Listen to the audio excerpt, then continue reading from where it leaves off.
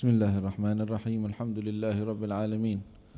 Wassalatu wassalamu ala asyrafil anbiya wal mursalin sayyidina maulana Muhammadin wa ala alihi wa sahbihi ajma'in. Min kitab Adab Sulukil Murid lil Imam Syekhul Islam Qutbud Da'wah wal Irsyad Al-Habib Abdullah bin Alaw bin Muhammad Al-Haddad nafa'ana Allah bih wa bi ulumihi fid darain amin. Ila an qala wal yakun ayyuhal murid wa al yakun laka ayyuhal murid haddun min at-tahajjudi fa innal layla waqtul khalwati al-'abdi ma'a maulah fa akthir fihi min at-tadarru'i wal istighfar wa naji rabbak bilisani adh-dhulli wal idtirar عن قلب متحقق بنهاية العجز وغاية الانكسار واحذر أن تدع قيام الليل فلا يأتي عليك وقت السحر إلا وأنت مستيقظ ذاكر لله سبحانه وتعالى.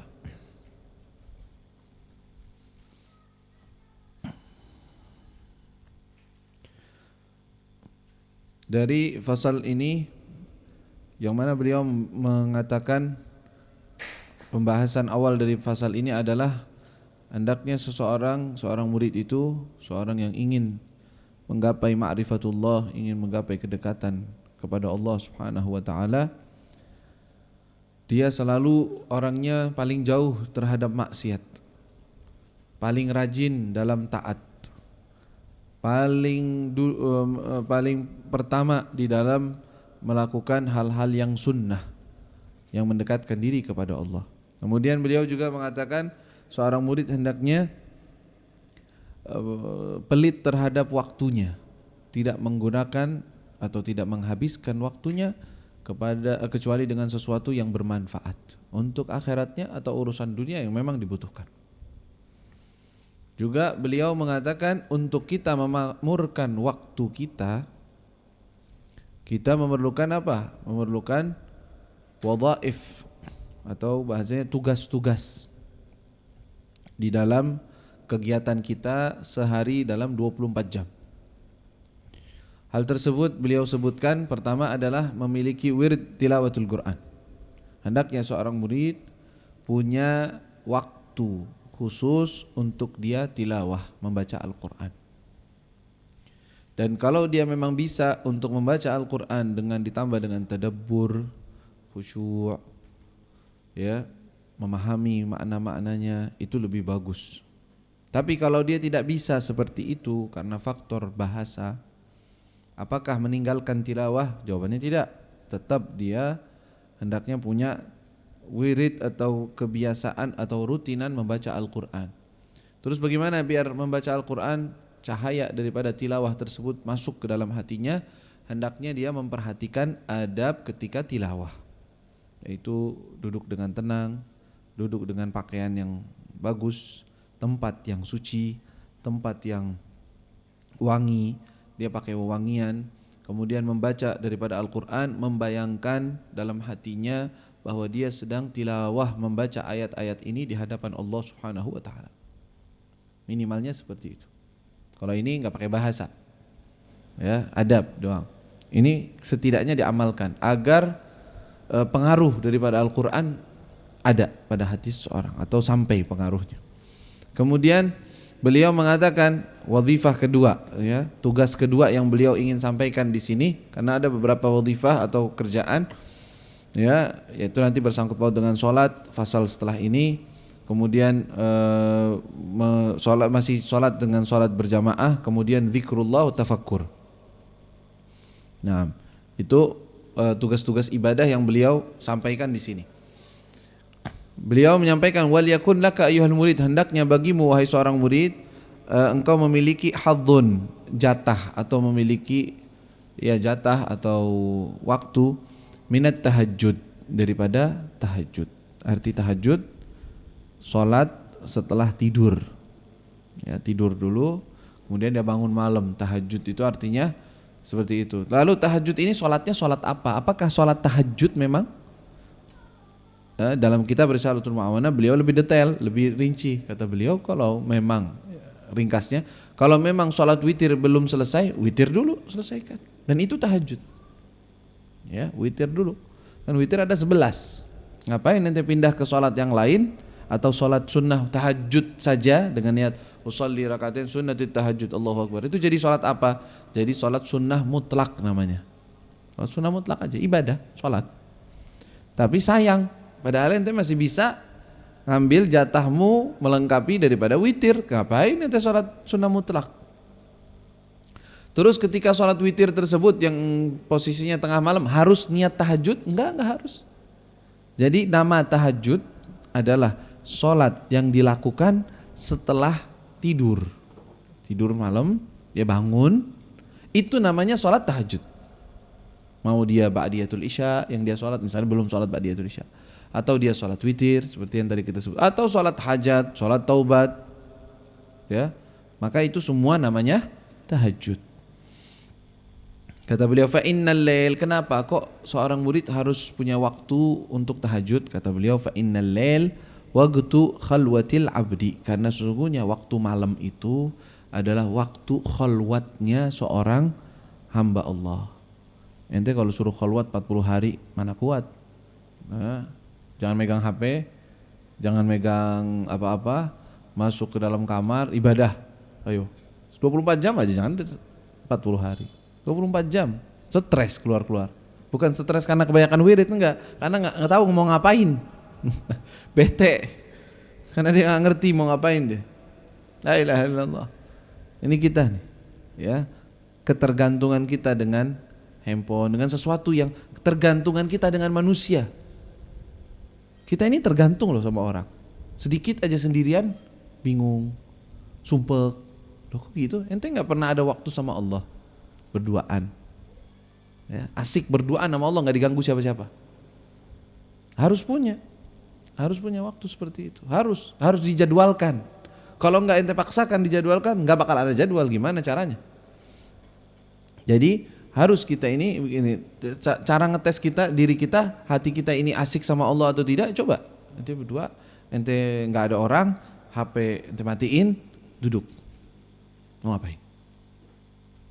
Kalau enggak pikiran kesana kesini, ya, bingung, gelisah, ya, takut, apa gitu, hayalin ada pocong datang atau apa. Itu kita tuh, bukannya khalwat sama Allah malah pikirannya kemana-mana, hal-hal yang kadang-kadang tabu, hal-hal yang kadang-kadang nggak nyambung. Kita pikirin kayak gitu, karena kita nggak punya uns ma Allah Subhanahu Wa Taala, uns billah itu nggak ada. Nah, cara mendapatkan saya bisa betah sama Allah gimana? Ya paksain waktu, paksain diri, jadwalkan waktu, paksakan diri. Duduk itu sama Allah gitu. Tapi duduknya kapan? Waktu yang terbaik, waktu malam. Tidur sebentar, duduk, bangun. Nah, bangun nggak ada orang. Mana ada orang mau ngobrol sama ente? Nggak ada. Nah, tapi wa iyyaka minal jawali. Hati-hati dari HP. Bangun tidur, mau tahajud, enggak HP. Ngeliat WhatsApp, ngeliat Facebook, ngeliat, ya ente tahajudnya batal. Ini namanya khalwat sama HP. Ini bukan khalwat lagi udah. HP itu dari hitungan nggak khalwat ente, mukhalid ma'annas.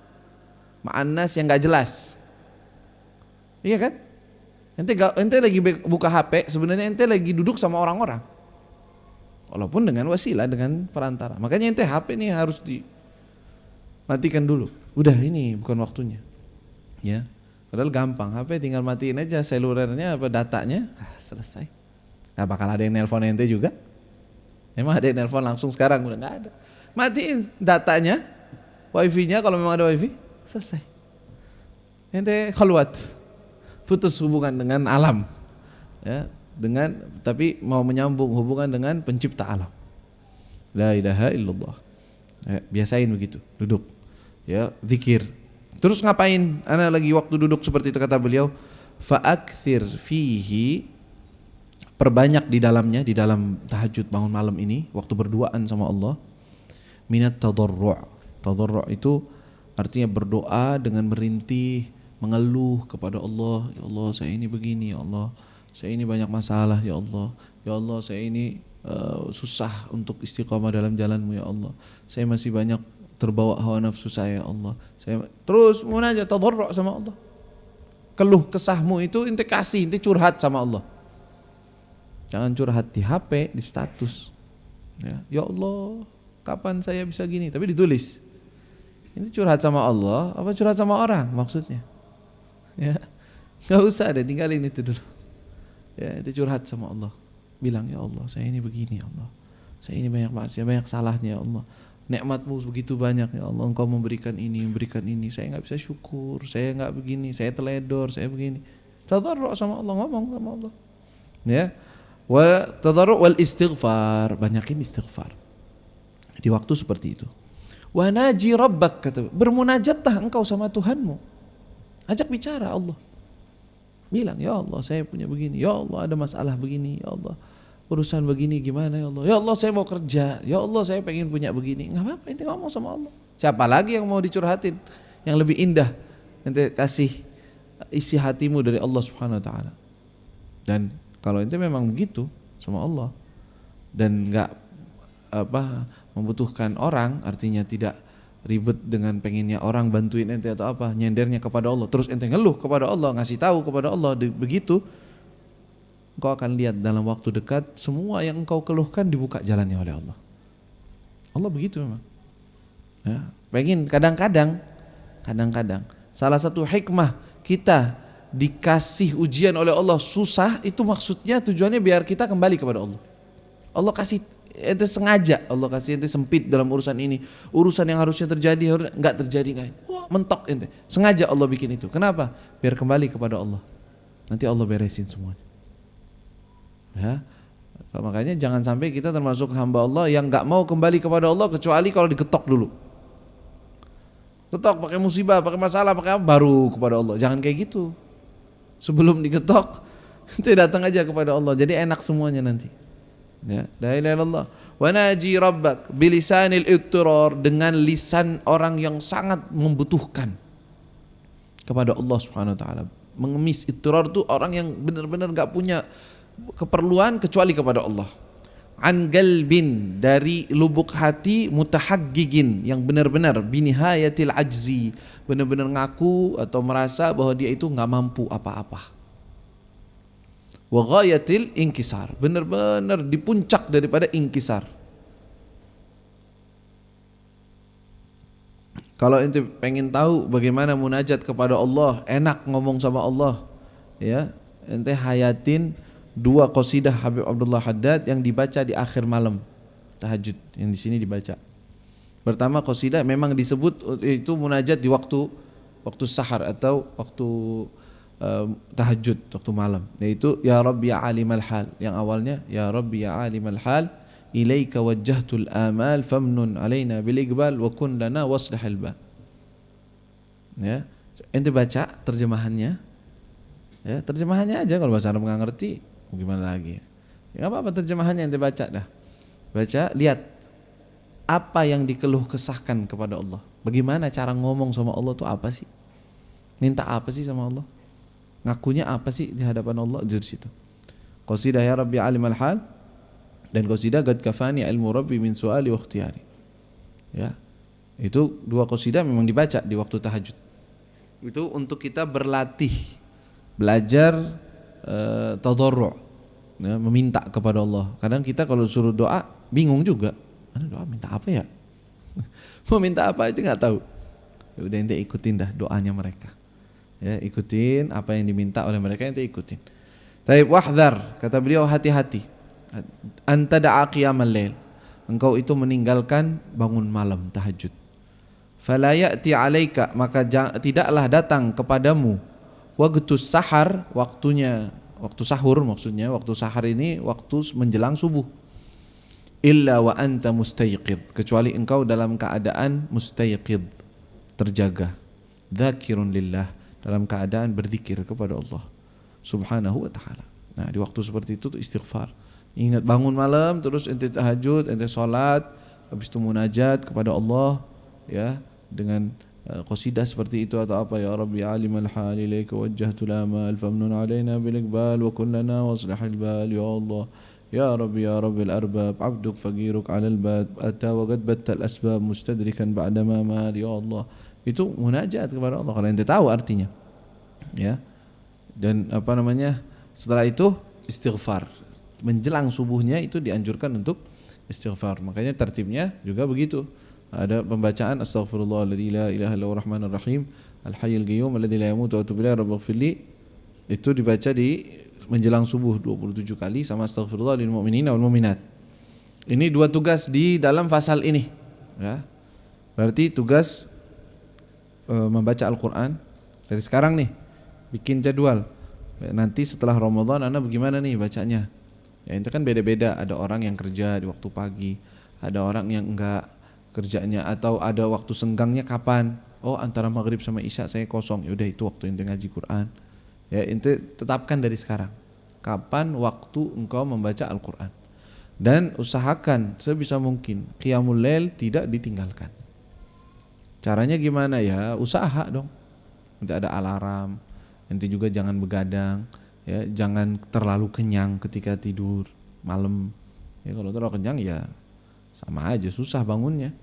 Ya, meninggalkan hal-hal yang tidak manfaat, bangun malam. Ya. Ini dijadikan wirid nih.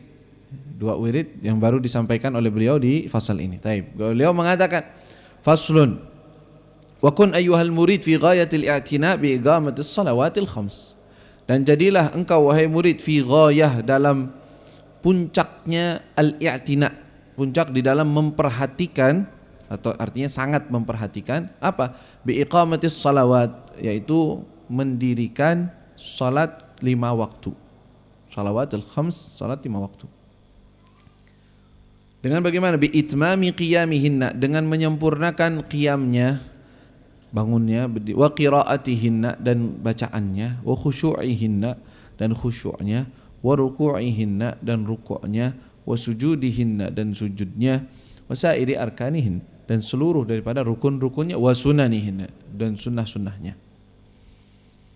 Jadi kita punya PR nih, sholat, gimana sholat kita? Nanti tahu kalau dari kitab, ada kitab karya Al-Habib Hasan bin Saleh Al-Bahr Al-Jufri. Beliau ini punya kitab, tipis kitabnya, ya, judulnya Salatul Muqarrabin. Salatnya orang-orang yang dekat kepada Allah Subhanahu wa taala. Lihat tuh bagaimana caranya. Sebelum sholat apa yang dirasakan di hati mereka, ketika takbir Allahu Akbar apa yang di makna-makna daripada takbir kepada Allah Subhanahu wa taala, ketika membaca doa iftitah wajjahtu wajhiyal ladzi fataras samawati wal ardh, ketika baca Fatihah dari surat, dari ayat-ayatnya, ketika rukuk, ketika sujud. Kalau ente lihat itu, oh berarti kita dari dulu mainan doang. Dari dulu kita ini sholat kita main, bukan sholat. Kalau sholat itu sebenarnya kayak gitu, berarti dari dulu kita ini belum sholat benar maksudnya, nah, belum ngerti sholat itu kayak gimana. Tapi lihat bagaimana sholatnya. Nah ini PR buat kita, berarti kita punya PR, belajar. Pertama bagi orang yang belum belajar rukun-rukun sholat, sunnah-sunnah sholat, hendaknya dia ngaji, belajar fikihnya. Ya, setelah belajar dari fikihnya, fikih sholat dengan benar, sunnah-sunnahnya diamalkan dengan sebaik-baiknya. Kemudian berusaha untuk khusyuk di dalam mengerjakannya, bertahap, nanti sedikit demi sedikit dia akan meningkat, ya, kalau dia ada usaha tentunya. Lalu beliau mengatakan untuk pembelajaran khusyuk, bagaimana caranya biar kita lagi sholat nih biar lebih khusyuknya gimana? Gal wa ash'ir qalbaka qabla ad-dukhuli fis shalah wa ash'ir, dan jadikan hatimu itu merasakan atau membayangkan. Ash'ir qalbak, jadikan hatimu merasakan atau membayangkan qabla dukhul, sebelum masuk fi shalah, dalam salat, apa yang dibayangkan? Azamata man turidul wuquf baina yadayh, kemuliaan, keagungan yang engkau akan berdiri di hadapannya. Jadi ada pemanasan sebelum masuk ke salat. Itu ada sesuatu yang membuat kita itu serius di dalam salat. Yaitu apa? Membayangkan keagungan, kebesaran, kehebatan yang kita akan berdiri di hadapannya. Nanti sekarang mau munajat di depan siapa tahu? Pencipta langit dan bumi. yang menciptakanmu, yang menciptakan makhluk semuanya, yang di tangannya segala urusan. Ya, enggak presiden, enggak raja, enggak siapa, semua siapa? Makhluknya Allah. Ini sang pencipta. Ente mau berdiri di hadapan Allah, mau munajat di hadapan Allah, ngebayangin atau membayangkan hal semacam itu sebelum masuk ke dalam sholat, itu membuat hati punya persiapan. Oh ini hati-hati nih, harus benar-benar nih di hadapan Allah ente mau berdiri. Ya, sebagaimana diceritakan Sayyiduna Ali Zainal Abidin Ibn al-Husain Ibn Ali bin Abi Talib Ibn Fatimah Az-Zahra, cucu Rasulullah sallallahu alaihi wasallam, Sayyidina Ali Zainal Abidin yang disebut dengan Zainul Abidin atau Sajjad. Beliau kalau sudah wudu mau sholat, wajahnya pucat kayak orang tegang, nggak dibuat-buat, benar-benar dari hati, terlihat dari wajahnya. Ditanya beliau, kenapa wahai imam, engkau kalau habis wudu wajahmu jadi kayak pucat, kayak orang ketakutan? Kata beliau, atadruna baina yaday man unaji wa agum. Memang ente kalian nggak bayangin sekarang saya mau ngadep di hadapan siapa? Nah, karena memang di hati dia Allah azim, Allah mulia, Allah besar. Makanya ketika mau berdiri di hadapan Allah dia tegang, dia ngerasa takut, dia ngerasa haibah. Nah kita gimana? Kita bercanda doang, sholatnya bercanda.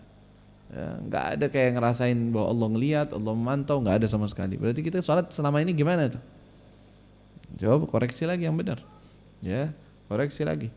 Taib, kata beliau, wahdhar antunaji balikal muluk, wahdhar, hati-hati, antunaji, engkau bermunajat kepada raja dari segala raja, malikul muluk, wajabbaril jababirah, dan sang pencipta atau sang penguasa yang menundukkan segala-galanya. Jabbar itu artinya yang menundukkan segala sesuatu tunduk di hadapan Allah Subhanahu wa taala.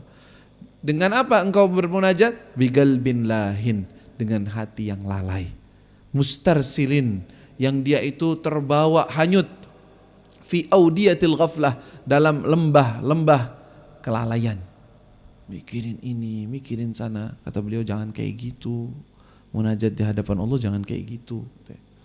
Ya. Wajailin, dan engkau sedang muter-muter di mana? Fi mayadinil khawatir, ngikutin daripada lintasan hati atau pemikiran-pemikiran yang ada pada benakmu atau hatimu. Wal afkarid dunyawiyah, dalam pemikiran duniawi. La ilaha illallah. Fatastaujibul magda, maka dengan itu engkau mewajibkan dirimu untuk mendapatkan hukuman dari Allah. Loh, ini anak mau sholat, iya, tapi kalau ada orang ngadep kepada Allah dengan cara kurang ajar, kira-kira layak dapat pahala atau dapat hukuman? Coba ente bayangkan, ente dipanggil raja besar, agung, ya, ditakuti, baik orangnya, tapi serem juga. Datang pakai baju compang-camping, ya, berantakan, bau, nggak belum mandi 2 hari. Contoh aja nih. Terus datang ngomong sama raja, ngomong, ini punya hajat banyak nih, ini perlu banyak, punya ini banyak. Ngomong sama raja gini-gini, raja aneh perlu ini dong, kasih aneh makanan, kasih aneh duit, kasih aneh, tapi ngadep sono, ngadep sini. Kadang-kadang ente mikirin ini, kadang-kadang ngeliat pembantunya raja, ngeliatin gini kesana kesini, tengok sambil ngomong sama raja. Kira-kira diapain ente sama raja? Oh iya deh, sini anak kasih ente, anak kasih. Gitu. Sebelum ente mau ngomong sama ana, coba belajar adab dulu coba. Kan gitu bahasanya. Ngomong tuh yang benar, yang sopan. Tuhan, yang mulia, saya ini orang lemah, saya nggak punya. Tolong dilihat, tolong dibantu urusan-urusan saya. Ngomongnya pelan-pelan, dengan penuh khusyuk, dengan penuh cari perhatiannya. Jangan sampai bikin sesuatu yang memalukan, jangan sampai ngerjain sesuatu yang nggak enak di depannya, ya kan? Bukankah Allah Subhanahu wa taala lebih layak untuk dihormati, lebih layak untuk diagungkan dibandingkan raja manusia yang dia bisa ngasih bisa kagak? Kalau ngasih pun siapa dia? Dia juga makhluknya Allah Subhanahu wa taala. Ini Malikul Muluk. Kita begitu. Selama ini kita begitu. Berarti kita gimana nih? Ya. Salat kita kira-kira nih hitungan sholat-sholat yang lalu, pantas dapat pahala? Kira-kira nih sholatnya kita nih kelasnya. Allahu Akbar. Mikirin sana, mikirin sini. Allahu Akbar. Mana kok anak nggak dapet ya? Anak setiap hari sholat, hajatnya anak kayaknya nggak kabul. Kayaknya anak udah gitu ngerasa diri hebat lagi. Ente yakin sholatmu itu tidak membuatmu dihukum gitu? Ya makanya kalau dibilang kalau nggak dihukum aja, ente udah untung. Dengan sholatmu bukan dengan maksiatmu. Dengan sholat yang ente kerjain seperti itu nggak dihukum sama Allah, udah alhamdulillah ente syukur. Karena sholatnya banyak kurang ajarnya. Ya hati kemana-mana mikirin yang lain, ya, lebih dipahamin yang lain. La ilaha illallah. Nasallallahu salama. Kata beliau waqad qala alaihi salatu wassalam idza qama al-'abdu ila shalah, apabila seorang hamba berdiri untuk salat, aqbalallahu alaihi biwajhihi, maka Allah menghadap kepadanya dengan wajahnya. Tanpa tasbih, maksudnya Allah Subhanahu wa taala sedang mempersiapkan untuk memberikan hambanya, Allah menghadap kepada hamba tersebut kalau seorang hamba sedang salat. Fa idzal tafata ila waraihi, kalau dia berpaling nengok ke sampingnya atau ke belakangnya, nengok-nengok lagi salat, yaqulullah, Allah berkata, ya ibnu Adam, anak Adam, iltafata ila man huwa khairun lahu minni, dia berpaling kepada sesuatu yang dia lihat lebih baik dari aku, kata Allah. Tuh lihat tuh kurang ajarnya dia tuh. Nengok dia. Fa in iltafata tsaniyah, kalau dia menengok lagi yang kedua, gala mithla dzalik, bilang kayak gitu lagi. Anak Adam, nengok. Emang ada yang lebih bagus dari saya, lebih baik dari aku. Tapi ngerasanya begitu dia. Fa idzal tafata tsalitsah, kalau 3 kali dia nengok, a'radallahu anhu, tinggalin sama Allah. Biarin dia orang. Enggak mau aneh. La ilaha illallah. Kata beliau, fa idza kana al-multafitu biwajhihi adh-dhahir, apabila orang yang menengok dengan wajahnya yang zahir, wajahnya dia nengok, yu'ridullah anhu, akhirnya Allah berpaling dari orang tersebut, fa kaifa yakunu, bagaimana keadaan halu man yaltafitu bi qalbih, yang dia nengok dengan hatinya,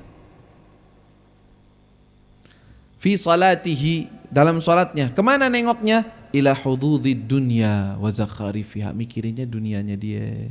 Anak pengen ini, anak pengen ngerjain gini. Allah lagi ngeliatin nih, Allah lagi mantau hatimu nih, kemana arah hatimu? La ilaha illallah, nasallallahu salamah. Wallah subhanahu wa ta'ala la yanzuru ilal ajsam, Allah itu kan tidak melihat kepada bentuk tubuhmu, wadh-dhawahir, dan rupamu. Mungkin lahirnya khusyuk begini padahal hatinya kemana? Ya mikirin yang lain, ya, mikirin dunianya, mikirin makanannya, mikirin perutnya, mikirin la ilaha illallah.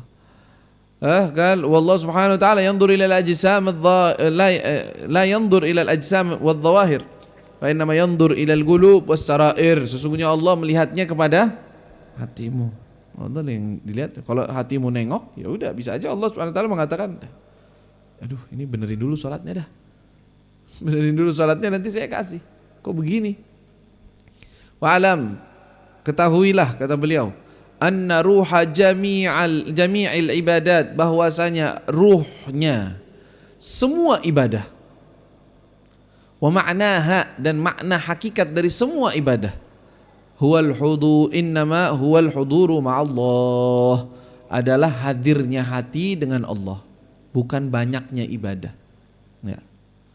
Intisari dari ibadah adalah hadirnya hati di dalam ibadah. Tapi jangan salah paham, kalau begitu saya hadir hati aja sama Allah, ibadahnya tinggalin. Nah ini ngaco lagi. Ya. Bukan kayak gitu. Ibadahmu kalau mau bernilai harus ada hudur. Hudur artinya hadir hatinya memikirkan Allah, bersama Allah. Itu inti dari ibadah, semua ibadah. Mau zikir, mau tilawah, mau sholat, ya, mau sedekah, mau apapun itu ibadahnya. Wa mathalul ladzi la yahduru ma'allah, perumpamaan orang yang tidak hadir hatinya dengan Allah, fi ibadatihi, dalam ibadahnya, mathalul ladzi yuhdi ila malikin azim, perumpamaan orang yang menghadiahkan kepada seorang raja yang agung, wasifatan, wasifah ini budak sahaya gitu loh, ya, hamba sahaya atau orang mayyitah tapi bangkai, udah mati. ya, ngasih hadiah atau kuda atau apa aja lah. Wasifah itu sesuatu yang mahal, hadiah berharga, tapi nggak bernyawa. Kira-kira gimana? Diapain coba? Raja, saya mau kasih kepadamu hadiah. Oh, mau ngasih hadiah apa? Nih ada kuda jenis yang paling cakep sedunia. Masya Allah, tapi mati raja, nggak hidup, nggak bernyawa. Kira-kira makasih, jazakallah khair, terima kasih banyak ya, bagus. Anak kasih ente imbalan dari hadiahmu. Kira-kira dikasih imbalan gitu? Kurang ajar namanya. Ini beneran. Ente sadar gitu? Ya, ngasih kepada Allah seperti itu ya Allah. Perumpamaannya itu katanya. Kita kalau ngasih hadiah, padahal ibadah bukan hadiah kepada Allah, penghambaan. Masa ada orang, saya ya Allah mengabdi kepadamu, tapi hati saya mikirin yang lain ya Allah. Gimana ini cerita? Ngabdi kepada Allah apa ngabdi kepada yang lain?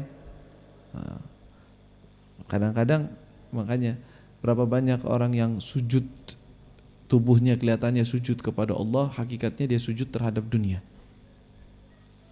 Terhadap dunia dia sujud. Dia mengangkat kepala untuk dunia, dia rukuk untuk dunia, dia mau pergi untuk dunia. Aslinya nyembah dunia. Ya abudud dunia sebenarnya hakikatnya, tapi enggak dianggap musyrik, enggak. Ya, dianggapnya lalai. Au sundugan farigan, atau ngasih hadiah satu tong atau satu sunduk peti ya kosong. Raja, ini peti emas, peti yang biasanya buat emas, tapi kosong dalamnya. Ya. Fama ajdarahu bil uqubah, fama ajdaruhu bil uqubah, maka betapa layaknya orang ini untuk dihukum oleh Allah. Padahal itu orang itu ya kita juga. La ilaha illallah. Wal hirman wal mathubah. Dia enggak dapetin. Berarti ini kita punya PR. Ini PR kita bawa dah dari sekarang nih Ramadan, mumpung ada sholat tarawih, mumpung ada sholat malam, tahajud, coba perbaiki sholat. Ya, gak usah mikirin ke sana, mikirin ke sini. Bagaimana caranya? Nah, banyak langkahnya. Salah satunya beliau yang sebutkan tadi, wa'asy'ir, benar-benar membayangkan bahwa saya mau menghadap di hadapan Allah Subhanahu wa taala, Rabbul Alamin. Salah satu hal yang penting untuk bisa khusyuk di dalam sholat, ya, nih amalin nih buat kita sehari-hari, yaitu khusyuk di dalam wudu. Enggak khusyuk di dalam wudu. Ya, ketika wudu itu ente bayangin, ya Allah, munajat sama Allah, hatimu berkata kepada Allah, ya Allah saya mau wudu, ngikutin perintahmu, dan juga persiapan untuk menghadap Allah. Itu bayangkan di dalam wudu seperti itu. Dan usahakan untuk setiap kali membasuh satu anggota daripada anggota tubuhmu, engkau membayangkan atau membaca atau dalam hatimu doanya wudu yang diajarkan Al-Imam Al-Ghazali di dalam kitab Bidayatul Hidayah. Ya, nanti ngapalin itu ya nggak susah sebenarnya. Kalau mau nggak susah. Kalau nggak mau apa aja susah. Tapi kalau mau minimal dia bakal catat. Tulis dulu, dibuka buku notanya dia. Dia bakal naruh di tempat wudu yang bukan kamar mandi atau apa, taruh di depan matanya dia. Dia baca, dilancarin dulu dah. Ana sebelum ngafalin, mau kasih anak-anak kasih tip dah, cara dah. Kalau ente pengen ngafalin kayak begitu-gituan tuh, sebelum ngafalin, ya, jangan bayangin ngafalin, tapi apa? Baca dulu. Baca dulu. Misalnya yang satu doa ini yang pertama ente baca berulang-ulang tiap hari, misalnya tiap hari 10 kali. Atau tiap hari 30 kali. Dibaca aja. Jangan ngafalin banyak-banyak. Ngafalin satu doa dulu. Tiap hari satu, selesai sebentaran. Kalau tiap hari satu, enggak usah tiap hari satu. Tiap 3 hari satu. Allah, doa cuma segitu doang, 3 hari. Ya enggak apa-apa. Tapi habis itu lengket, enggak bakal lupa. Ente pegang satu doa daripada doa wudu, baca diulang-ulang 10 kali. Terus perhatikan terjemahannya. Artinya ini. Baca lagi 10 kali. Baca lagi 10 kali. Habis itu besok begitu lagi, baca lagi. Jangan dihafalin dulu, bentar. Baca sering, minimalnya sehari mungkin 30 kali atau 40 kali dibaca, dia diulang-ulang. Diulang. Hari ketiga baru ente hafalin. Hari ketiga baru dihafal. Ente bakal dapetin ngafalinnya kayak minum air. Udah hafal ini mah. Enggak usah dihafalin lagi, udah hafal anak. Tahu? Karena udah diulang-ulang. Itu gampang. Satu, kalau udah hafal satu, jangan dilepas. Setiap wudu yang ini harus dibaca. Karena udah hafal. Besoknya begitu lagi. Yang kedua, ente hafalin. Dan ini akan sangat membantu untuk bisa khusyuk di dalam berwudu. Ya, membayangkan, karena ketika basuh itu membayangkan, saya ya Allah putihkan atau cerahkan wajah saya di hari kiamat, tangan saya nanti menerima kitab dengan tangan kanan, dengan walhasil semua doa-doa munajat kepada Allah, membayangkan bahwa engkau akan sholat. Kemudian setelah wudu dengan cara seperti itu, lalu doa wudu setelah wudunya, usahakan nih kalau pengen khusyuk di dalam sholat, antara wudu dengan sholat jangan sibuk dengan apapun, jangan mikirin apapun, jangan buka HP, jangan buka SMS, jangan buka telepon, jangan. Usahakan seperti itu. Kalau itu pengen khusyuk dalam sholat, antara wudu dengan sholat, biar ini udah, ini waktu ana mau mempersiapkan hati untuk bermunajat kepada Allah. Terus ente terus dah membayangkan bahwa Allah sedang memantau, Allah sedang lihat, Allah sedang memperhatikan gerak-gerik duduk di dalam waktu sholat. Jangan nengok kanan, jangan nengok kiri, jangan lihat ini kenapa naik, kenapa ini turun, kenapa ini gerak, kenapa ini. Nanti sekarang ya Allah, saya di hadapanmu, saya akan bermunajat kepadamu, akan beribadah di hadapanmu ya Allah. Siapa saya, ya banyak dosa, banyak berbuat. Ingat Allah Subhanahu wa taala dengan hati. Kemudian baru masuk ke dalam sholat. Ini salah satu faktor kuat untuk bisa di dalam sholat tuh bisa fokus. Walaupun waktu bidayah atau awal-awal biasanya tetap aja masih susah. Ya, masih susah. Kadang beberapa persen. Kalau bisa ente 10% aja di awal-awal seperti itu, 10% hudur sama Allah, ta'zim dalam salat, itu khair kabir. Udah bagus sudah. Ayo lanjut lagi. Nah, harusnya sih maksimal 100% dari Allahu Akbar sampai salam, enggak ada dalam hati kecuali Allah. Oh, Masya Allah. Kapan tuh kayak gitu kita? Hah? Kapan? Ada cita-cita enggak pengen kayak gitu? Kapan saya bisa Allahu Akbar, Allah doang yang kita pikirkan, enggak mikirin siapa-siapa kecuali Allah sampai salam. Nah, mana itu model kayak gitu? Ya, ini PR-nya kita, tugas ini. Ya, kita kerjakan, kita amalkan, kita niatkan. InsyaAllah Allah yuwaffiquna wa iyyakum li fi'lil khairat wa lil huduri fis salawat wa ta'zim min ta'zim sya'airillah subhanahu wa ta'ala wal hudur fi jami'il af'al. Ketika beliau mengatakan kepada kita untuk hadir, ruhnya ibadat adalah hadir hati kepada Allah, artinya apa? Membayangkan bahwa Allah memantau, Allah melihat, Allah sedang mengawasi. Terus caranya gimana? Anda pengen dong setiap amalan saya pengen hadir hati dengan Allah. Gimana caranya? Caranya seperti arahan beliau dalam kitab Risalatul Ma'awanah, takalluf al-hudur. Takalluf, tahu takalluf? Memaksakan diri. Maksain, coba. Jadi ente bakal nginget ini, nginget astagfirullah dalam diri sendiri. Balik lagi ya, ini lagi sholat atau lagi ibadah nih, lagi zikir, khusyuk, fokus. Ingetin lagi. Takalluf namanya itu. Jadi ada usaha dari sehari, 2 hari, 3 hari, 4 hari, 5 hari, lama kelamaan terbiasa.